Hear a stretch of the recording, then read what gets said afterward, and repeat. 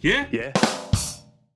Okay, my number 2 is The Binding of Isaac Rebirth. I've been playing on PlayStation Vita. This is the big game, I'd say, this month on PlayStation Plus. Another just marvellous freebie. The game's just come out. It's out on Steam. You have to pay for it, and it's out on PlayStation for free if you've got PS Plus, obviously, which I'd say almost everyone does. I've spoken about The Binding of Isaac before on this podcast and some of the earlier episodes. A couple of years ago now. It's a game I really enjoyed a lot, but suffered from the fact that it didn't have proper joypad support when playing on Mac. In fact, I was playing on, so I had to play with the keys, which for what is ostensibly a twin-stick shooter is kind of difficult. So the first thing to note about Rebirth, which is an extended and expanded remake, basically, of the original game with a new art style, is that obviously you can play it with both sticks, and that makes the game both easier and way more enjoyable, and I loved it anyway.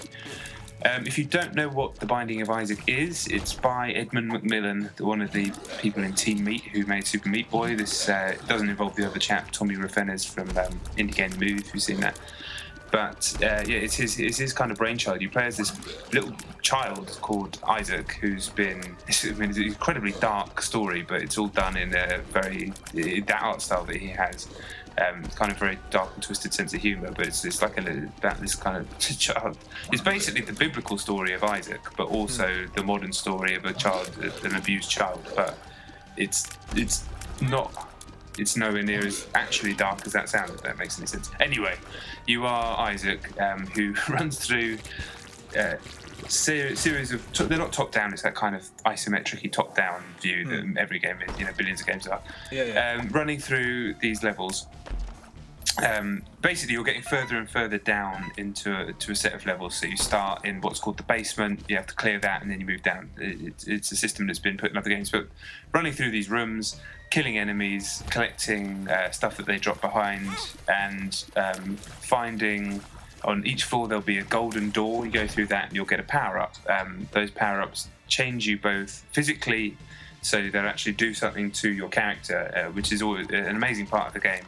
So you get all these utterly weird power-ups, like I found today, glasses that have dollar signs on, which meant every time I found a coin, it upped my damage. You have stuff that would be like a spike sticking out of your head, it'll turn you into a vampire, and they all combine together, which is amazing. There's like an infinite amount of options.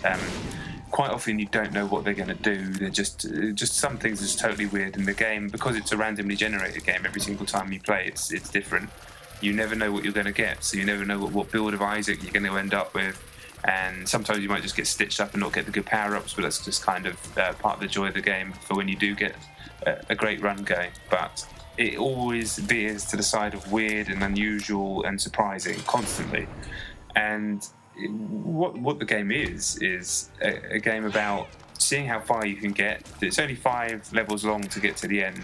But like I say, every single time it's different structurally, and it just constantly throws surprises at you. You'll constantly be playing something and see something you've never seen before, and it's always fucking weird.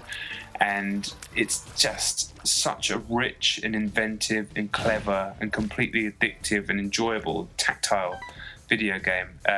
It was great before this remake, with the new pixel art style, the vastly expanded amount of content. There are now, it used to be all the rooms were the same size, now some rooms scroll. All the levels used to have a very similar layout, and now they don't. Now there's some bigger rooms and smaller rooms touching off them, and there's going to be new secrets for players who've played tons of the game to discover. There are a few secrets that everybody who's played Binding of Isaac knows that. They know that you can put a bomb at a certain part on levels that you're going to find a secret room. Things just stuff like that you just know if you play a game a lot. And there's going to be so many new secrets to discover in this game. And it's just, it's a game about secrets. It's a game about weird surprises, and it's a game that has its fundamentals so sound that it allows itself the luxury of being that unusual and that weird and that off the wall. As far as I'm concerned, it's up there with Velocity 2X in terms of the standard of freebies. But it's also weirdly the antithesis of Velocity 2X. That is a game that's designed to within an inch of its pixelated life. Every single atom of Velocity 2X has been put there deliberately for a purpose.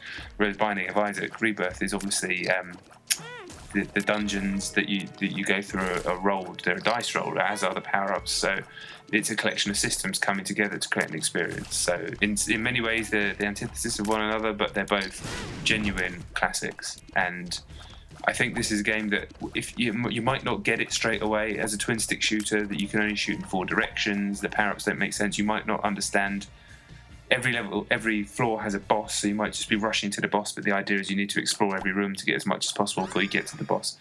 There's a kind of flow to the game that you pick up reasonably quickly. I mean, really, it's probably not longer than an hour, but I think some people might just be put off because they don't understand the depth of the game. They might think it's just a very, very simple twin-stick shooter, but there's the reason why millions of people love this game, and that's because it's a masterpiece. It just is. And this isn't what an incredible remake.